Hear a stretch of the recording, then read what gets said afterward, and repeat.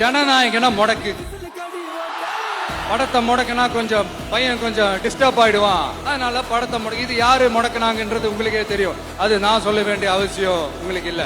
ஆனா என்னடா இவன் படத்தை முடக்கினாலும் அவன் பாட்டுக்கு அதை கண்டுக்காம அவன் பாட்டுக்கு வேலையை பார்த்துட்டு போயிட்டே இருக்கான். அதுவும் எடுபடல.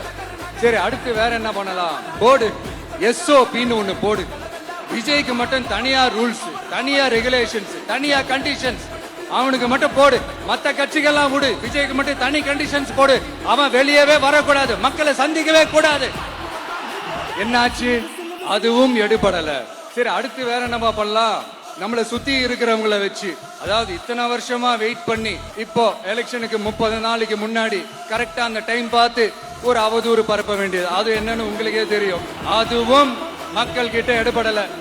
அது மாதிரி எத்தனை சோதனைகள், எத்தனை வேதனைகள் நீங்க கொடுத்தாலும் இந்த திமுகனாலேயோ இல்ல இந்த பாஜகனாலேயோ இல்ல இந்த மற்றும் பலர்னாலேயோ இல்ல எந்த வேற யாராலையும் என்ன மக்கள் கிட்ட இருந்து பிரிக்க முடியாதுன்னு சொல்ல வந்தேன். அதைத்தான் சொல்ல வந்தேன். ஒவ்வொரு வீட்டுல இருக்கிற ஒவ்வொரு விஜயும் இருக்கிற வரைக்கும் என்ன மக்கள் கிட்ட இருந்து பிரிக்கவே முடியாது.